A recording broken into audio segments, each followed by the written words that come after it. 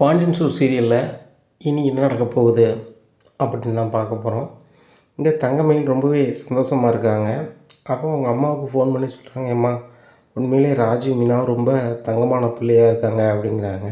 சரிடி, அப்போ தங்கமான பிள்ளைன்னா அவங்க 2 பேருக்கும் நீ ஒரு சிலையை வச்சிட வேண்டியதானே அப்படிங்கிறாங்க. என்னம்மா இப்படி சொல்கிற, அதை எப்படிம்மா வைக்க முடியும் அப்படிங்கிறாங்க. என்னடி புரிஞ்சுக்கிடாமல் பேசிகிட்டு இருக்க, அந்த 2 பிள்ளைகள்கிட்ட நீ ஏன் பேசிகிட்டு இருக்க அப்படிங்கிறாங்க. ஏம்மா நான் கோலம் போட்டுட்டு இருக்கும்போது ராஜி வந்து ஹெல்ப் பண்ணுறா, மீனாவும் வந்து அக்கா சூப்பராக இருக்குங்கிறா. அதுபோக வந்து அந்த பிள்ளைகள் எனக்கு காஃபிலாம் போட்டு கொண்டு கொடுக்குதுங்க. அதுபோக அது எனக்கு இளைய பிள்ளைங்க, அவங்கக்கிட்ட வந்து நான் வந்து தப்பாக நடந்துக்க முடியுமாம்மா அப்படிங்கிறாங்க. ஆமாடி, ரொம்ப நல்லவ மாதிரி பேசிக்கிட்டு கடைசியில் அவங்க தான் அவங்க வாழ்க்கைக்கு ஆப்பு வச்சு அனுப்புவாங்க. அப்புறம் நீ வந்து இங்கே வாழா வெட்டியாக உட்காந்துருக்க வேண்டியதான், இல்லைன்னா 2ஆவது இடத்து போனால் அந்த வீட்டில் வந்து இருக்க வேண்டியதான். இதுதான் நடக்கும். நம்ம சும்மா இருக்கும்போதே நம்ம வீட்டில் வந்து எவனும் பொண்ணு கேட்க தயாராக இல்லை. ஏன்னா குடிக்க கூட கஞ்சி கிடையாது. இந்த வீட்டில் பொண்ணு கட்டினா யார் நகை போடுவா, யார் வரிசை செய்வா அப்படின்னு சொல்லி தான் வரமாட்டேங்காங்க. அதனால தான் நீ 35 வயசு வரைக்கும் கரையேறாமல் வீட்டிலே இருந்தேன். நானும் சரி ரைட்டு, உள்ளூர்லேயோ நம்மளுக்கு தெரிஞ்சவங்களோ புரிஞ்சவங்களோ யாரும் வந்து கேட்க போகிறதில்ல. அதனால தான் சரி நெட்லேயாவது வந்து மாப்பிள்ளை வேணும்னு அப்ளை பண்ணால் வருவாங்களா அப்படின்னு சொல்லி தான் அலைஞ்சேன். அப்போ தான் இந்த கல்யாண மலைக்கு போனேன். உன்னோட பேரையும் ஃபோட்டோவும் கொடுத்து அந்த பாண்டியன் குடும்பத்தை ஏமாற்றி கல்யாணம் முடித்து வச்சாச்சு. இது நடந்திருக்கு. என்ன நம்ம பண்ண இப்போ கதை பூராமே பெரிய பெரிய கதை. அந்த கதை தெரிஞ்சுன்னா கண்டிப்பாக ரொம்ப நாரும். அப்படி நாரும்போது அங்கே 2 சூழ்நிலை இருந்தால் மட்டும்தான் நீ அங்கே தொடர்ந்து வாழ முடியும். பிரச்சனை இல்லாமல் இருக்கணும். ஒன்று, நீ வந்து அந்த குடும்பத்தினுடைய வாரிசை சுமக்கிறது மாதிரி இருக்கணும். மற்றொன்று என்ன, அந்த மீனா ராஜெலாம் வந்து நீ எதிர் திசையில் வச்சு அவங்கள வந்து இந்த வீட்டில் ஒன்றுமில்லாமல் ஆக்கணும். இது 2ம் தொடர்ந்தால் மட்டும்தான் அந்த வீட்டில் நீ வாழ்க்கையை சூப்பராக நடத்த முடியும் அப்படிங்கிறாங்க. என்னம்மா சொல்கிற, இப்படிலாம் பண்ணால் நல்லாவே இருக்காதுமா அப்படிங்கிறாங்க. இங்கே பாருடி, இப்படி பண்ணால் மட்டும்தான் உன் வாழ்க்கை நிலைக்கும். நான் எதுவுமே பண்ண மாட்டேன், நான் ரொம்ப நல்லவளாக இருப்பேன் அப்படின்னா நீ இப்படியே இருக்க வேண்டியதான். ஒன்றும் நடக்க போகிறது கிடையாது. நான் சொல்கிறத கேளு. என்ன, அந்த பிள்ளைய 2 பேர்கிட்டையும் நீ எதிர் திசையில் 2 பேர் என்னெல்லாம் பண்ணுதாங்க அப்படிங்கிறத வந்து விளக்கண்ணையே கண்ணில் ஊற்றிப்பார். அதில் ஏதாவது ஒரு தவறை செய்வாங்க. மனிதர்களுடைய இயல்பே தவறு செய்கிறது தான். அந்த பிள்ளை மீனாவோ ராஜோ ஏதாவது பண்ணிட்டாங்கன்னா அதை பெருசாக எடுத்து பேசி 4 பேர் அதை பார்த்து அவங்கள சத்தம் போடுற அளவுக்கு இருக்கணும். சரியா? குறிப்பாக அவன் மாமனுக்கு வந்து பிடிக்கவே கூடாது. அந்தளவுக்கு நடக்கணும். நீ என்னடான்னா அந்த மீனா சூப்பர் பிள்ளை, ராஜி பிள்ளை ரொம்ப தங்கமான பிள்ளை அப்படின்னுட்டுருக்க. அப்படி இருக்கும்போது அவங்களுக்கு எப்படி இவ வந்து ஒன்றா அந்த வீட்டில் வாழ வைக்கக்கூடிய சூழ்நிலை ஏற்படும். அது ஒன்றும் கொஞ்சமாவது புரியுதா? இந்த ராஜி மீனா அப்படி கிடையாதுடி. நான் அவன்கிட்ட பல முறை சொல்லிட்டேன். அவளை 2 பேருமே பெரிய பணக்காரியை. அவளை குடும்பத்தை வந்து நல்லா விரும்புவாங்க. ஏன்னு கேட்டால் அவங்க வந்துட்டாங்கன்னா செய்கட்டுலேருந்து அப்படி செய்வாங்க, வைப்பாங்க. அதனால் அந்த பிள்ளைகளுக்கு யார் காலம் இருக்கும். அது காதல் கல்யாணம் பண்ணிட்டாலும் கூட எல்லாம் இருக்குது. நம்மளுக்கு அப்படி இல்லையேடி. உங்கள் அப்பங்கிட்ட உழைப்பு கிடையாது, குடியிருக்க வீடு சொந்த வீடும் கிடையாது. என்ன, எந்த முதலீடும் கிடையாது. நம்ம பில்டப் பண்ணி மாப்பிள்ளை வீட்டுக்காரங்கள டர்ரு பண்ணிக்கிட்டு இருக்கோம். இதான் நடக்கு. அப்படி இருக்கும்போது நீ வந்து அந்த வீட்டில் வந்து ராஜி மீனா வெளியே அனுப்புறதுக்கு ஏதாவது வேலை பார்ப்பான்னு பார்த்தா, நீ ராஜி மீனா சூப்பர் பிள்ளைகளு, அது தங்கமான பிள்ளைகளு, அந்த பிள்ளைகளு எனக்கு ரொம்ப அரவணைப்பாக இருக்குன மாதிரி பண்ணிகிட்ருக்கு. என்னத்தை சொல்ல அப்படிங்கிறாங்க. அம்மா, அப்போ நான் வந்து ராஜி மீனாட்ட ஒழுங்காக பேசக்கூடாதா அப்படிங்கிறாங்க. பேசக்கூடாடி, நீ பேசினா பிரச்சனை தான் வரும். பேசாமல் இருந்தா அப்படின்னு சொன்னால் அவங்க பண்ணாத தப்பை நீ சுட்டி காமிக்க முடியும். இப்போ இதே இதை நல்லா பேசிவிட்டு அவங்கள போய் உங்கள் அத்தைட்டையோ மாமாட்டையோ போட்டு கொடுக்க எப்படி போட்டு கொடுப்ப அப்படிங்கிறாங்க. ஆமாம்மா, எனக்கே கஷ்டமாக தான் தெரியுது. ராஜியும் விட்டு கொடுக்க முடியல, மீனாவும் விட்டு கொடுக்க முடியல. நம்ம குழந்த மாதிரி கட்டியிருக்காங்க, நான் தான் அனுசரித்து போகணுங்கிற அளவுக்கு வந்துட்டேன். அவர் வேறு தம்பிமாருக்கு வந்து என்னால் தான் கஷ்டப்படுதான் கதிர், அதனால் 21,000 புரட்டி கொடுத்தே அவனும் நுழைதாரு அப்படிங்கிறாங்க. பார்த்தல, அண்ணன் தம்பியாக இருந்தாலுமே பணத்தை புரட்டி கொடுக்கணும்னு நினைக்கிறாரு. அதே மாதிரி தாண்டி எல்லாருமே வேறு தான். நீ ஒன்றும் நினச்சிக்கிட்டு இருக்காத சரிதானா? அப்படி நீ வந்து செஞ்ச அப்படின்னு சொன்னால் ஒன்றே ஒன்று மட்டும் செஞ்சிரு அப்படிங்கிறாங்க. என்னம்மா அப்படிங்கிறாங்க. நீ வந்து சூப்பராக அப்படி அக்கா தங்கச்சி மாதிரி இருக்குதுமா இருந்தால் சுடர் வாழ்க்கை முடிஞ்சிடும். பேசாமல் இவளையும் என்ன ஓன் நிலைமைக்கே ஆளாக்கி விட்ருவேன் அப்படிங்கிறாங்க. ஏம்மா என்னம்மா சொல்கிற அப்படிங்கிறாங்க. ஏய் நீலாம் ஒரு பெரிய இடத்துல இருந்துகிட்ருக்க, நாளைக்கு சுடரை கட்டி கொடுக்கணுன்னா நீனும் மாப்பிள்ளையும் ஹெல்ப் பண்ணுவீங்க, வைப்பீங்களா, நான் கனவு கண்டுக்கிட்டு இருக்கேன். ஆனால் அது நடக்காது போலயே, போகிற போக்க பார்த்தா உன் வாழ்க்கையே ரொம்ப சங்கடமாயிரும் போலயே அப்படிங்கிறாங்க. என்னம்மா சொல்கிற அப்படிங்கிறாங்க. ஆமாம், நான் உனக்கு ஏதாவது ஒரு வகையில் நல்லது செய்யணும்னு சொல்லி இங்கே என்ன வேலை இருந்தாலும் உனக்கு ஃபோன் பண்ணி அப்படி செய் இப்படி செய்யின்னு சொல்லிக்கிட்டே இருக்கேன் என்ன. ஆனால் நீ அங்கே வந்து அப்படி உள்ள வேலையும் பார்க்கல, அங்கே எல்லாம் சமாதானக்கூடிய இது பண்ணிக்கிட்டு இருக்க. உங்கள் அத்தையும் ராஜி மீனாவும் பேசிட்டா உனக்கு என்ன வந்துட்டு, நீ எதுக்கு அவங்கள பேச வைக்க? அது போக இது பெரிய குத்தமா அப்படி இப்படிலாம் கேட்டிருக்க. நீ இது பெரிய குத்தம்னே பேசிக்கிட்டு இருந்திருக்கணும். அப்படி பேசி இந்த ராஜி மீனா வீட்டை விட்டே போக வச்சுருக்கணும். அப்படி போயிருந்தாங்கன்னா சொத்து பத்து எல்லாம் உனக்கு தானடி வரும். உனக்கும் உன் புருஷனுக்கு வந்துட்டுனா ஆட்டோமேட்டிக்காக எங்களுக்கு வந்த மாதிரி தானே. சுடர நாளைக்கு கட்டி கொடுக்கணும்னு சொன்னால் இன்னார் வீட்டு சம்மந்தினாங்க அப்படின்னு சொன்னால் கட்டிப்பாங்க. இப்போ இவ்வளோ பங்குதாரர் இருக்கும்போது இப்போ 10 பேர் இருக்கேன்னா ஆளுக்கு ஒரு பங்கு தானடி வரும். புரிஞ்சுக்கிடாமல் பண்ணுறியடி அப்படிங்கிறாங்க. நான் இதை யோசிக்கவே இல்லைம்மா அப்படிங்கிறீங்க. தான் யோசிக்கவே மாட்டியே. அப்படி யோசிச்சிருந்தா தான் நீ வந்து படிப்பை பாதியில் நிறுத்த வேண்டாமே. சுடர் மாதிரி நீ நல்லா படிச்சிருப்ப, நல்ல இடத்துக்கு போயிருப்பிய அப்படிங்கிறாங்க. ஏம்மா இப்போவும் என்னம்மா குறைஞ்சி போச்சு அப்படிங்கிறாங்க. நீ 12ல் பண்ண சேட்டை தானடி இப்படி ஆகிப்போச்சு அப்படிங்கிறாங்க. ஏம்மா எல்லோரும் பண்ணணும் மாதிரி பண்ணினேன், அப்படி என்ன பண்ணிட்டேன் அப்படிங்க. என்ன பண்ணிட்டியா? 12 படிக்கும் போதே உனக்கு லவ்ஸு கேட்கு, அந்த லவ்ஸால் தானே உனக்கு படிப்பு போச்சு அப்படிங்கிறாங்க. ஏம்மா அதை வேறு நீ ஞாபகப்படுத்தாதம்மா அப்படிங்கிறாங்க. அவன் வேறு வந்து இப்போ முகத்திலே முழிக்க மாட்டான்னு போனான். சரி அவன் ஒரு பணக்கார வீட்டு போய, சரி திரும்பி வந்து ஒரு மேஜரான நபர் வருவான், பொண்ணை கேட்பான், கொடுத்துடலாம் அப்படின்னு பார்த்தா அவங்க வீட்டில் இருந்து நம்மகிட்ட வந்து நீங்களாம் ஒரு தர டிக்கெட்டு உங்கள் வீட்டில் போய் என் பையன் வந்து விரும்பிட்டான் வச்சுட்டான்னு சொல்லும்போது எங்களுக்கு வெக்கமாக இருக்குது, தயவு செய்து எங்கள் ஏத்தாப்புல வந்துடாதாங்க அப்படி இப்படின்னு பேசுகிறாங்க. அது வேறு வழியே இல்லாமல் தான் நான் பாண்டியன் குடும்பத்தில் கட்டி கொடுத்துருக்கேன். என்ன நீனும் அவளை மறந்துட்ட, அதனால தான் கொண்டு கொடுத்தேன் அப்படிங்கிறாங்க. அதுவும் சரிதாம்மா, ஆனால் நான் இன்னும் வந்து அவரை நினைக்க போகிறதில்ல, சரண மாமா தான் என் உயிர், அவருக்காக தான் வாழ்ந்துட்டுருக்கேம்மா அப்படிங்கிறாங்க.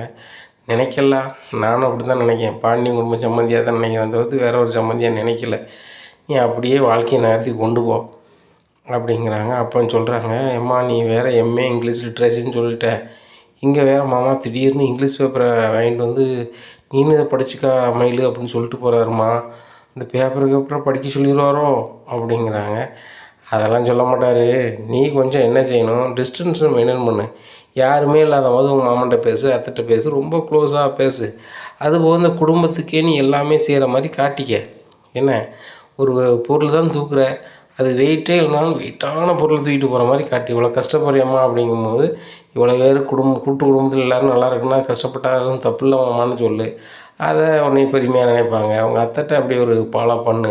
இப்படிலாம் பண்ணால் தான் உனக்கு அந்த வீட்டில் நல்ல மவுசு மறுவாதியும் இருக்கும் அப்படின்னுட்டு இருக்காங்க. உடனே சரிம்மா சரிம்மா அப்படின்னு சரின்னுட்டு இருக்கேன்.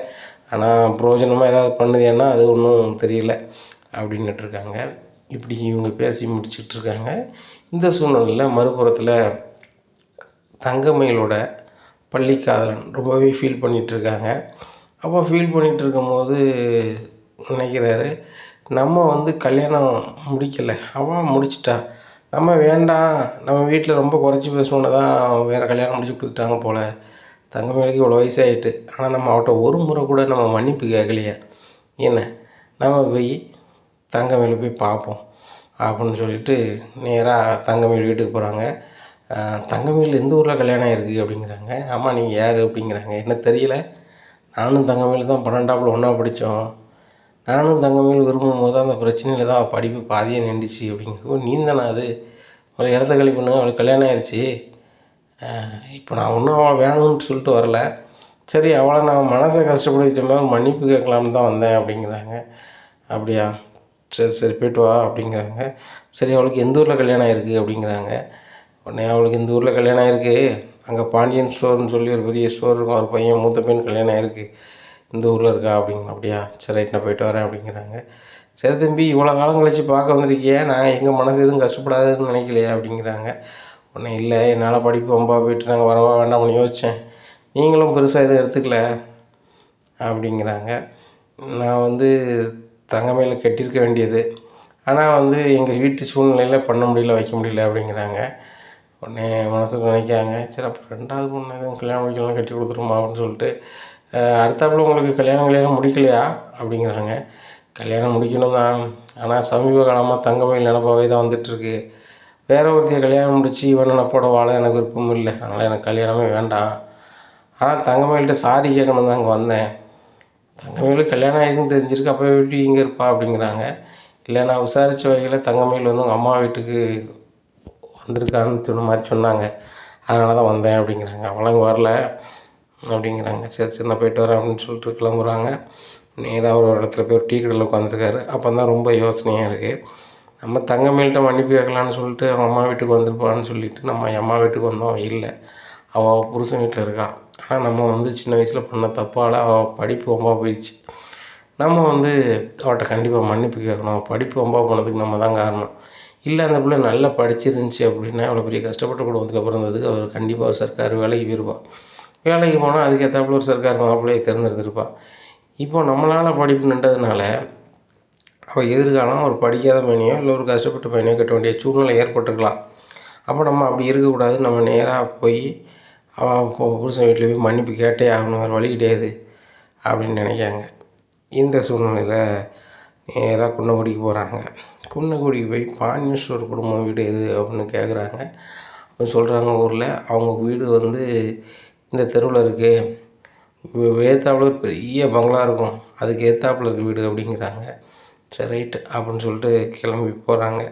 கிளம்பி போனோன்னா அங்கே கோமதி, மீனா, ராஜி, பாண்டியன், பழனி, செந்தில் எல்லாருமே வீட்டில் இருக்கிறாங்க. தங்கமயிலும் வீட்டில் இருக்கிறாங்க. அப்படி இருக்கும்போது நான் உள்ளே வரலாமா அப்படின்னு சொல்லி கேட்குறாரு. வாங்க தம்பி அப்படிங்கிறாங்க. தங்கமயிலுக்கும் அடையாளம் சரியாக தெரியலை. ஏன்னா அவங்க 12 படிக்கும்போது தான் விரும்பியிருக்காங்க. அதுக்கப்புறம் இவ்வளோ காலம் அவங்கள பார்க்கல. ஆனால் இப்போ அவர் நினப்பில் வந்திருக்காரு, அவ்வளோதான். அப்போ யாருன்னு தெரில. உங்களை யாருன்னு தெரியலையே தம்பி அப்படிங்கிறாரு பாண்டியன்.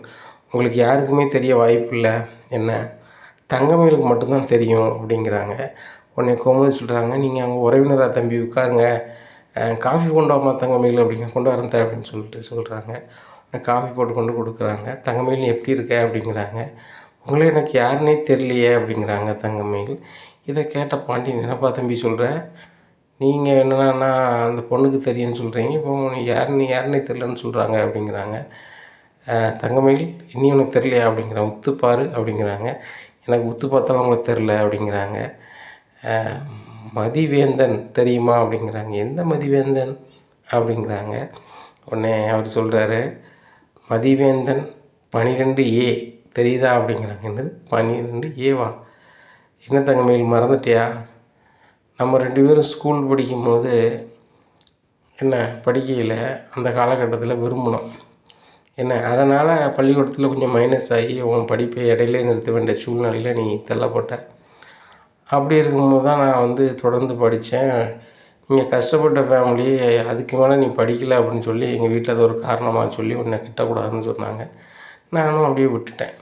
நீ வந்து இப்போ இந்த வீட்டில் ஒரு கஷ்டப்பட்ட பையனை கட்ட வேண்டிய சூழ்நிலை ஏற்பட்டு அப்படிங்கிறாங்க. இதை கேட்டால் எல்லாருமே ரொம்பவே ஷாக்காகிறாங்க. என்னாச்சு, தங்கமயில் கூட படித்த பையனா இது விரும்பின பையனா அப்படின்னு சொல்லிட்டு பயங்கரமாக இது பண்ணிகிட்டு இருக்காங்க. என்னாச்சு எல்லோரும் இப்படி ஒரு மாதிரி பார்க்குறீங்க? அது வேறு யாரும் இல்லை, என்னுடைய முன்னாள் காதலி தான். அது உங்களுக்கு யார், மருமகளா? அது என் முன்னாள் காதலி தான். அவன்கிட்ட மன்னிப்பு கேட்க தான் வந்தேன். அவள் 12 என்னால் படித்து பாதியிலே நிப்பாட்ட வேண்டிய சூழ்நிலை. 12 வரைக்கும் படிச்சிருக்கா, இல்லைன்னா அவள் டிகிரி படித்து ஒரு நிலைமைக்கு வந்திருப்பாள். ஆனால் நான் மன்னிப்பு கேட்க வேண்டிய கடமையில் இருக்கோம்ல, அதான் மன்னிப்பு கேட்க வந்தேன். தங்கமயிலை என்னை மன்னிச்சிருங்க அப்படின்னு சொல்லிட்டு கிளம்புறாரு. ஆகா, இவன் மன்னிப்பும் கேட்டியும் வாழ்க்கையும் முடிச்சு விட்டானே அப்படின்னு சொல்லி தங்கமயில் திருன்னு முழிக்கிறாங்க. இனி என்ன நடக்கும் இந்த பாண்டியன் ஸ்டோர் குடும்பத்தில் அப்படிங்கிறத பொறுத்திருந்து பார்க்கலாம். நம்மளுடைய சேனலை நீங்கள் மறக்காமல் லைக் அண்ட் சப்ஸ்கிரைப் பண்ணுங்கள். நன்றி, வணக்கம்.